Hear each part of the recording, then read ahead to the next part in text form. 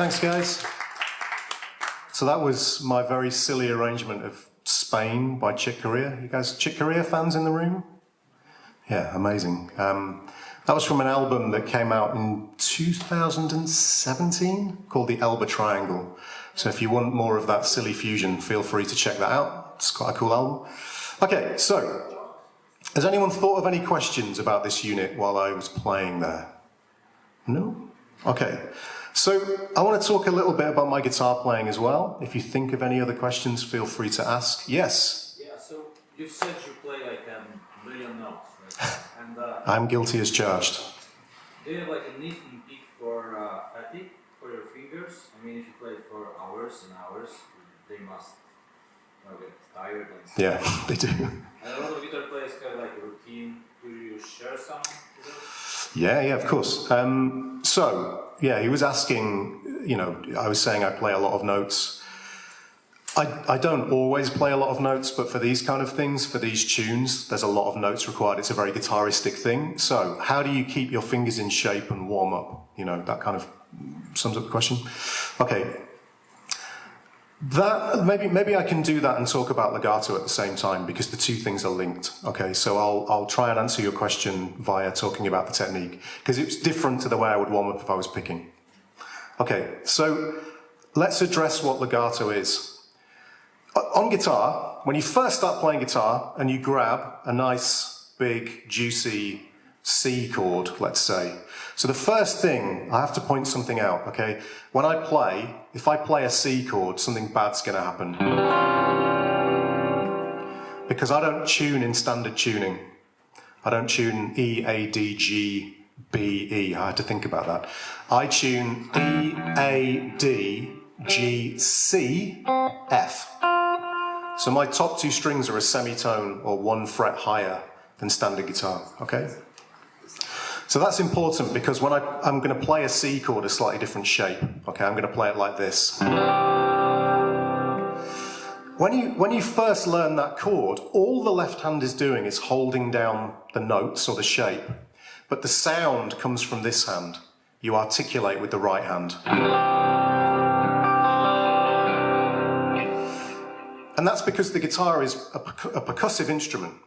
Okay? When you pluck the string with the right hand, you make it vibrate, and then it slowly dies away, or actually quite quickly compared to a wind instrument, for example, the note dies away. So you articulate with that right hand, and then later down the line, you might learn to play some melodies or some scales with the pick. So you might go, or all the sound is coming from this hand, and all the left hand is doing, I say all, it's difficult at first, is holding down the right fret in order to make sure that the right hand plays the correct note, okay? What I found in my guitar playing as I practiced a lot and developed more as a guitar player is that I found this hand much harder to utilize technically than this hand, okay? So that meant that most of the notes that I play come from my left hand. So if you check out, as I'm playing here, have a look at what the right hand is doing, and then have a look at what the left hand is doing. And the right hand is almost doing nothing. So if I play one of these legato phrases, what's happening is I'm articulating by hammering, like a piano player almost, with my left hand onto the strings. When I want to come back down again, I pull away very lightly, like you would pluck with the right hand, with a finger or a plectrum. I'm pulling away very lightly, okay? And it gives us a very smooth sound. So,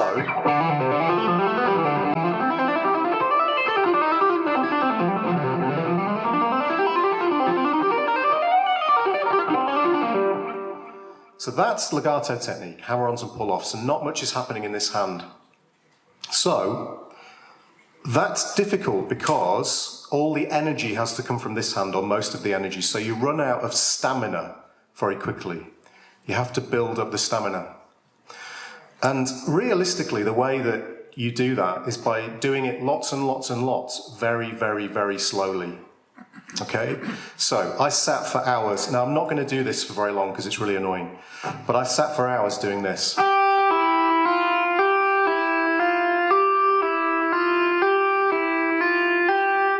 taking a small phrase and playing it over and over again and trying to do two things. Stay super relaxed, really, really relaxed, and make sure I'm using exactly the same part of the fingertip for every single note, okay? So I'm not doing this thing where sometimes my fingers are flat, sometimes they're raised. I'm not using like this part of the finger and then this part of the finger. I'm always making sure I'm super consistent and really relaxed, to the point where if I roll the volume down, okay, so we could have a conversation while I'm doing this. So if I just start improvising, does anyone want to ask me some questions, like not about guitar, like about anything, like what I had for breakfast or like anything, what kind of car I drive? Okay, so I'll try and hear you. We're going to have a conversation while I'm just like doing legato, so go for it. Okay, it's just in terms of technique, the question. Oh, it's a guitar-related question. Okay, cool. It can be. No, I was trying to demonstrate, like, just ask me a random question about like anything, and then I'll answer your guitar question. Okay, what did you eat for breakfast? Okay, I missed breakfast because I had a massive, massive meal last night, like way too much meat, basically. So yeah, I didn't actually eat any breakfast at all. So yeah, that was, I didn't miss it, basically, yeah. What car do you drive? You can see. Okay. A bright green Skoda Octavia VRS, bright green. So, the point there is that the technique is very much secondary to what's going on in my mind when I'm playing music. I'm very, very, very relaxed to the point where I can hold a conversation with somebody whilst executing the technique. And the only way you can get to that point is by doing this very, very slowly and really concentrating on how relaxed am I. Because if you learn a technique like this, and I'll explain to you why my picking sucks in a minute related to what we're talking about. If you learn a technique like this and you immediately go for speed, so I remember watching Paul Gilbert DVDs back in the day, or VHS tapes. Not a fan. It's good. It's good, it's just hard. Too good. Yeah, it's too good, that's it, yeah. And maybe I did this. Let's turn this up a little bit, because this gets annoying. Okay, maybe that was the phrase, legato. And my goal was to just execute the speed. That's all I was interested in. So if I did this. And when I was doing that, I had a vein popping out the side of my head. I was gritting my teeth. I had tension all through here. And you learn that tension. And then you cannot get rid of it. It's so difficult to get rid of. So you have to sit and very intelligently think about, okay, where is the tension in my body? Okay, I've got too much tension in my right shoulder, I need to relax. Am I using the correct fingertip? It's like the concentration level required to think about all of those things is quite intense, actually. But if you practice in that way and you really relax when you're doing that very concentrated practice, you'll find that speeding it up is not really an issue. It's much easier to kind of get all of this stuff down because you're so relaxed. Now, my picking technique, I learned to pick when I was 16, 15, and I had no teacher, I had no guidance at all. So what I've done with my picking technique is I've developed lots and lots of raw speed. So I can take a thing like this. And I'm relaxed. So I have lots of raw speed, but I can only do it starting with an upstroke. If I start with a downstroke, because of the way I practiced when I was younger, when I was 15, 16, and I'm 43 now, so this is a while ago, I developed loads of tension all the way through my arm and my wrist, and I developed a little bounce in my wrist when I changed strings. So now when I pick with a downstroke, first thing, can you hear I'm picking harder? You can hear the string. And I've got tension all the way through here and all through there.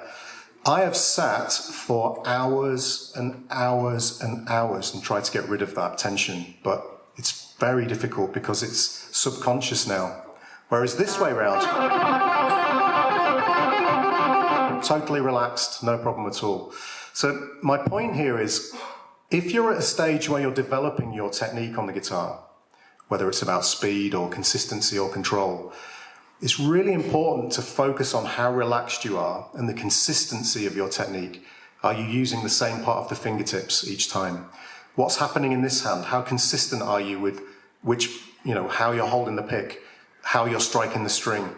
That consistency is the thing that's going to allow you to speed up that technique and play higher note density. That might not be your goal. Your goal might be to just play nice melodies or whatever, which is a great goal. But in my case, that's the thing that's helped me develop the speed and stamina for that technique. Does that make sense? Yeah. Yeah. And what do you recommend to stay relaxed as possible? Because I struggle with that a lot. Whoa. Yeah. Sitting with a guitar and relaxed, and sometimes it works, sometimes it doesn't. Yeah. Do you have like a clue maybe or something like that? Okay, this and this helps to stay relaxed. Do you have anything like that? That's interesting. That's difficult because what I've learned over the years is that you actually don't realize how much tension you have in your body. If you've ever had a massage, like a sports massage, for instance, because that's actually really useful as a guitar player, because we sit in really strange positions. Like I've got all sorts of, not pain, but I've got problems I can tell you about afterwards with my arms that are from sitting in weird positions for hours. Yeah. If somebody if somebody says, okay, relax, and you think, okay, I'm relaxing my shoulders, and then they tap you on the shoulder and say, relax here, it's incredible how much tension you still have in your shoulders.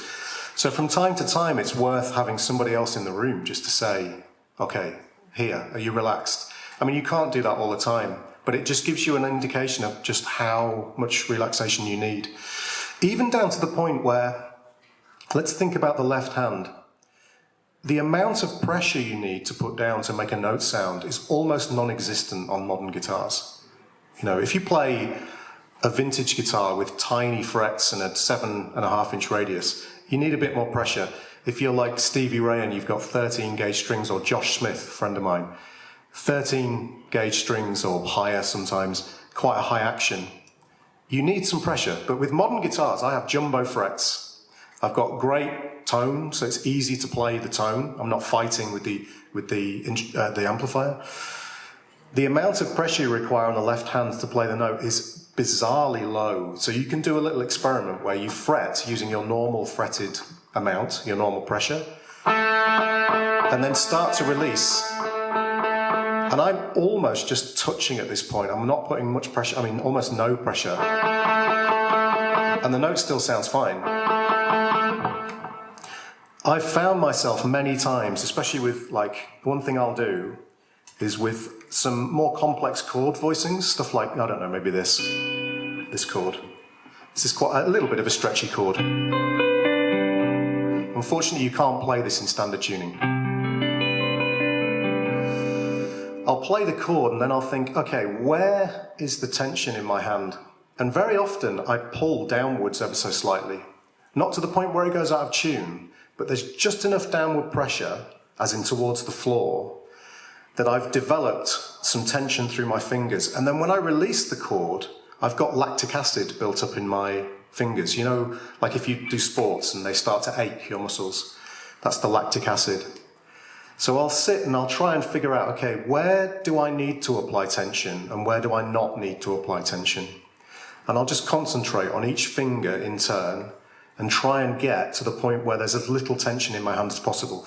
And that goes for the thumb as well, because very often we end up squeezing really hard here. And this process takes years, and I have all sorts of problems with tension in my hand, especially for chordal playing. This process takes years to get good at. So really amazing classical players have incredibly low levels of tension in their hand. Whereas as electric guitar players, we tend to have a lot more tension. Even ironically, though, our instruments are easier to play. So it's a really good thing to do. Find a chord voicing you like. And then sit and figure, okay, I can feel a ton of tension through here. And I need some, but I have to try and figure out, okay, how do I fix that problem? And then practice grabbing this chord as consistently as possible so that tension feels the same. It's all about consistency. It's all about doing it 10,000 times consistently. That's what they say, 10,000 repetitions. And it's true, it just is.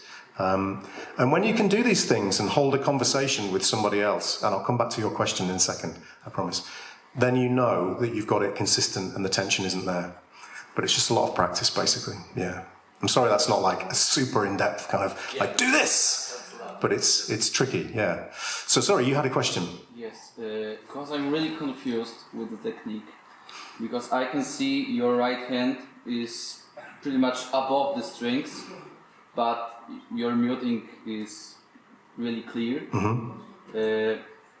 And I've heard somebody said to me that you need to flat your index finger to mute the other string.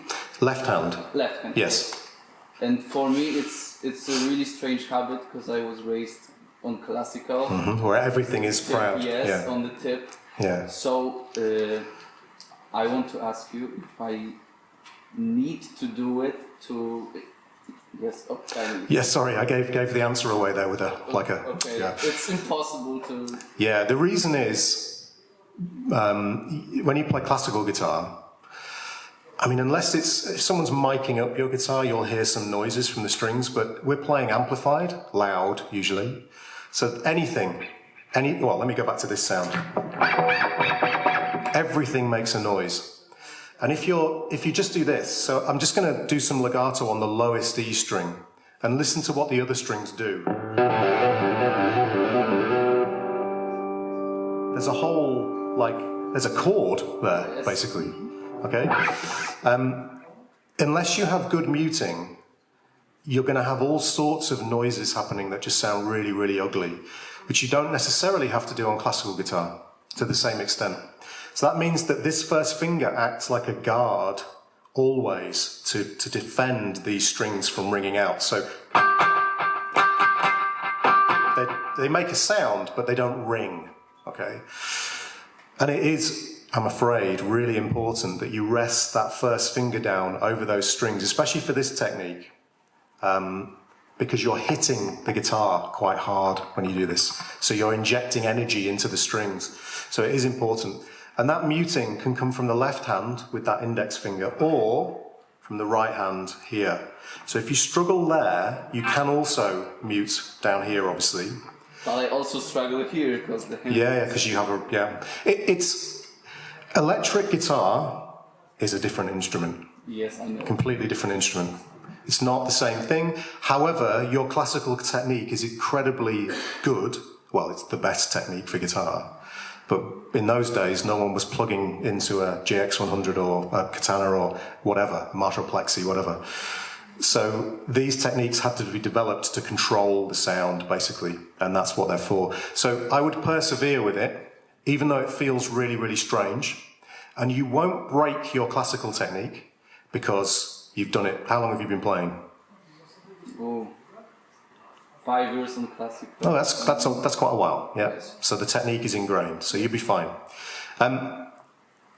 Just work on resting it onto the strings, keeping it relaxed, and then just check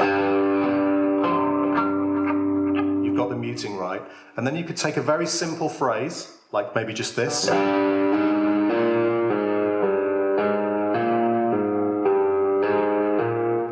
That won't cause you a problem if you play classical at all, to play that phrase. And just get used to resting the finger down while doing this technique, basically. And if you do it enough, it'll start to feel natural. And then you'll pick the classical up and go, oh, this is weird, like, this feels very strange. It's a strange thing. Yeah, any other questions? Yes? Yes, question for $1 million. What's the note on the string D, fret number 8? Fret number 8 is an F. On the D, it's a B flat. Yes. So it comes to the next question. How well do you know the notes on the fretboard? Yes. Okay, this is an excellent question. I have to know them like that because of the kind of music I play. Right, so I'll play you in a minute a tune called Inner Urge, which is by a sax. I know the tune. You know the tune? Yeah. Yeah. So this song, jazz standard, has ridiculous number of chord changes in it.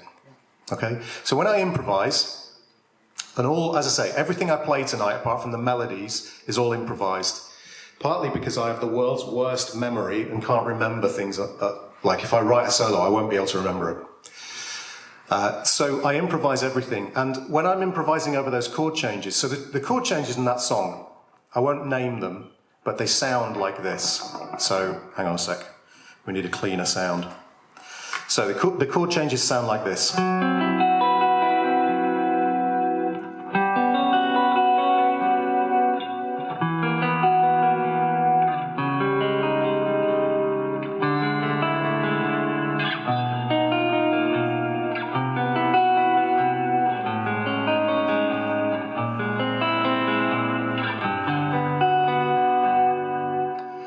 So there's quite a few chords in there, and it goes by really fast as well. Like the last chords are like this.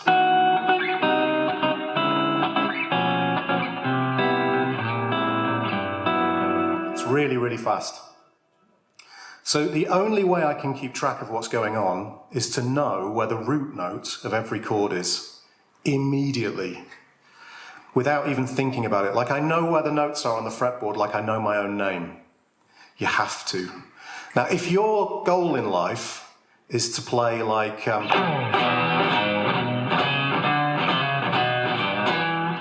doing this. Yeah? You don't need to know this stuff, right? What you need to know is this. Position 1, maybe position 2, whatever, you know?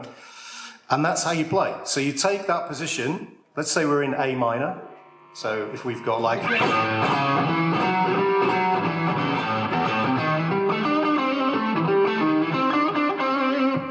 You take that minor pentatonic box and you shut your eyes and you go for it. Yes, and I remember the shape. Yeah. I'm not thinking about the note names. Exactly. And my next question is, when you will be playing this inner arch song with the backing track, when the chord changes, do you land on the first beat on the root note or not? No. So I use the root note as a visualization reference point. So it's the point that I look at and say... Imagining this root note when it is on the fretboard? Yeah. Because you're even playing with your eyes closed.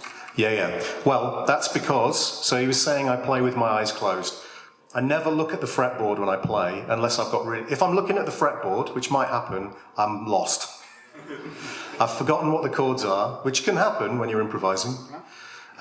What I might do is I'll put the chords up on the screen so you guys can see them when I improvise. I'm using the root notes visually, so the first chord is an F sharp. I'm not going to name the chord because you'll all leave. It's an F sharp chord.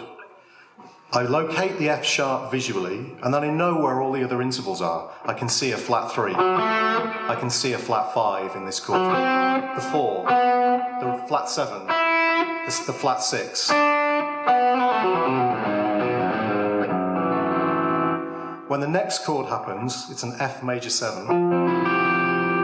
I can see an F here, and I can locate the 3rd, the 5, the 4, sharp 4 in this case.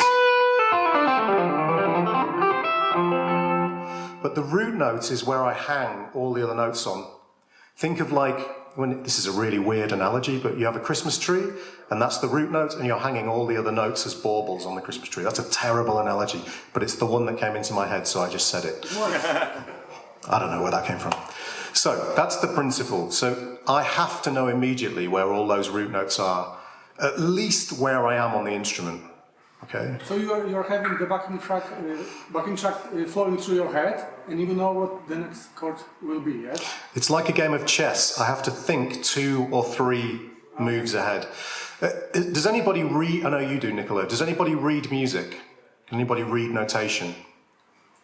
Yeah. Do you guys play guitar? That's impressive for a start, because it's really hard on guitar. So I read notation on guitar, and when you read notation, you have to read ahead. Yeah. You can't read the note you're on, because then by the time you've read it and played it, the next one's already happened. You have to read ahead, which is not... Some people do this when they read books. They're reading ahead, and you're not actually reading the word that you're saying in your mind. It's the same thing when you improvise. You have to think about the next chord before it happens. Otherwise, it's gone by the time you get to it. So now I've said all this, I'll probably screw this up really badly, but we'll see. We'll see how this goes, okay? So, let me get the chord changes up for you guys. Okay, if any, like you can come a little bit closer, if you can stand the PA, you can come a little bit closer and see that, if you want.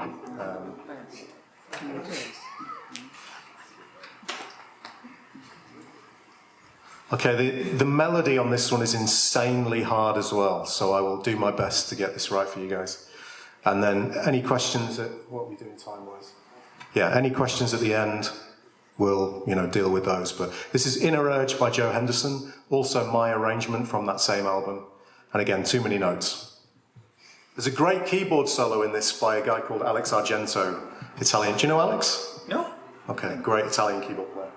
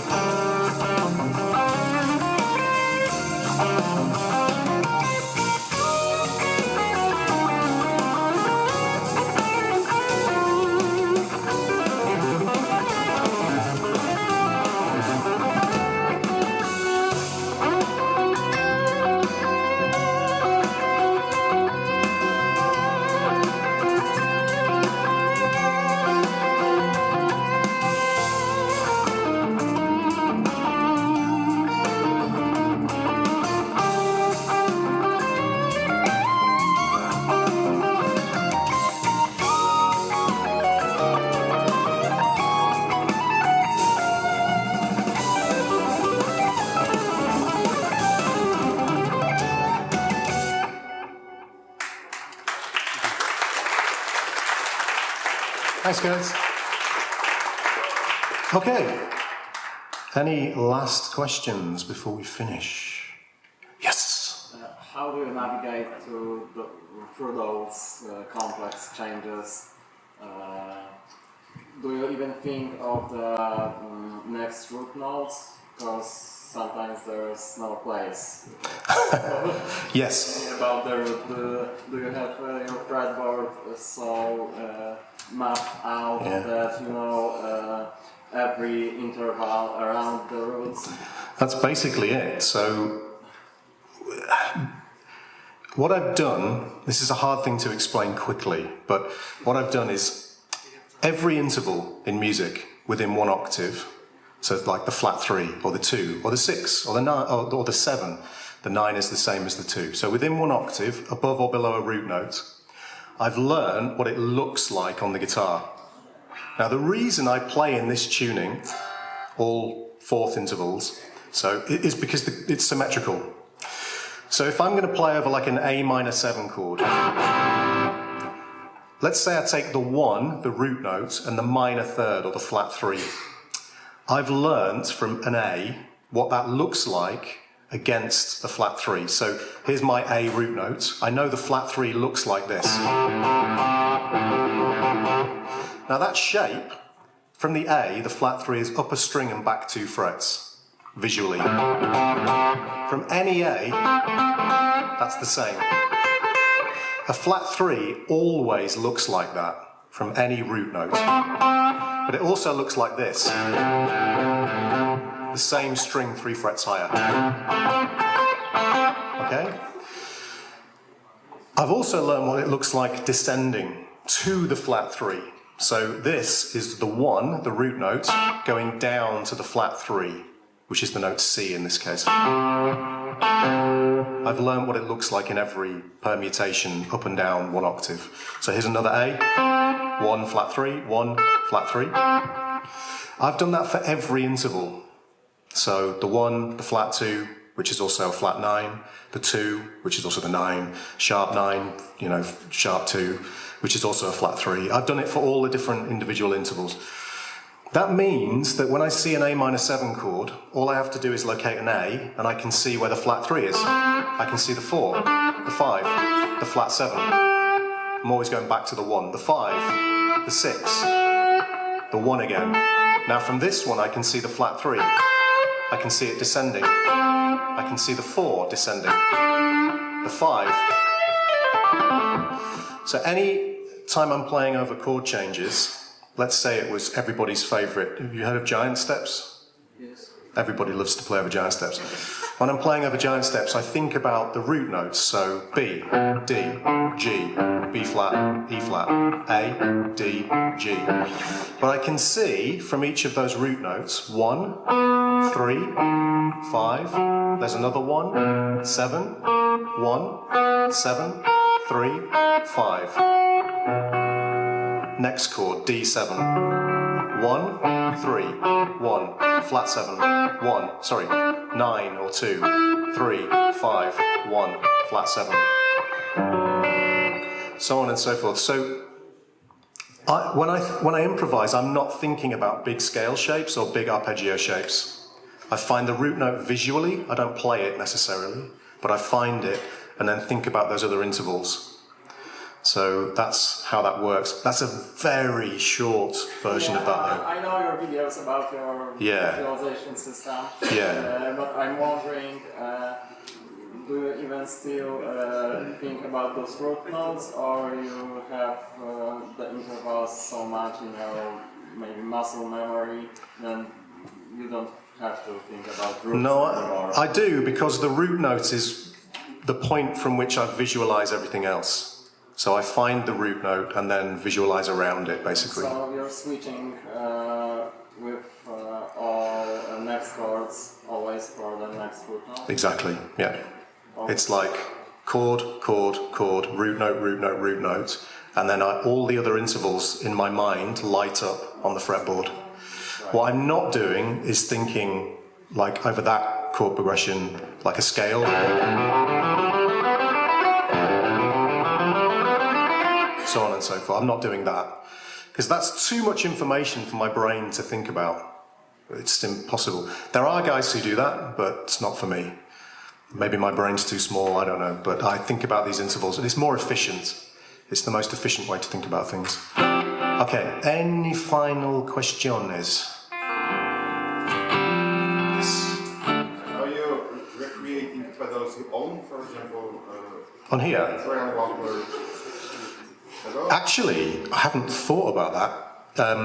The reason being, so in this patch here, by the way, really quickly, one thing I should say. The foot switches allow you to do two different things. You can work in manual and memory mode. Memory allows you to switch patches. Manual turns this into stomp boxes. So I here have, so my sound, I have a super overdrive, the Boss super overdrive in there. So here, just to thicken.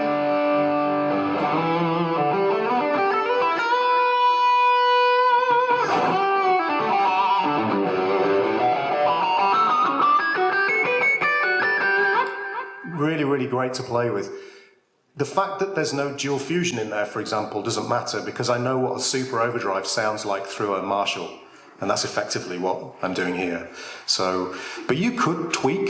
There's a lot of settings you could tweak, and you could do that. But no, I've not done that. Good question, though. Okay, so I suppose I should play you one final. Oh yes. When you transcribe your or any music, kind of music or solos or chords, do you always try to copy note for note? Yes.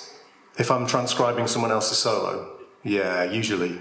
And I don't do this so much anymore, but when I was doing a jazz degree, when I had hair and was younger, I used to transcribe solos note for note and try and match the articulation as closely as possible as well, because it's a really good thing to do, and the time feel as closely as possible. So yeah, I would do that, yeah. And then try and play those lines and with as many different fingerings as possible, basically. But I need to do more of that. I've stopped doing it for some reason. Okay, so I'm going to play you one more fusion tune just to finish with. Again, lots of chords, lots of notes. Thanks so much for coming out, guys. If you've got any questions on the GX100, we were going to get someone up to play, but I think I've talked too much. Depends how much time we've got, but maybe at the end we could do that, or maybe not. We've got a 2.5 hour drive back tonight. So yeah, ask us any questions about the products afterwards, and I hope you had a good time, guys, and thanks so much for coming out. Yes? Master, how old you are? 43. When you learn guitar? So all of that stuff I learned between the ages of 19 and 25. Around that time, that's when I learned the fretboard really well, all the intervals. But I'm 43, yeah, so it takes a few years. Takes a few years, yeah. Okay. I don't know what the level of this one is, so it might need to be louder, it might not.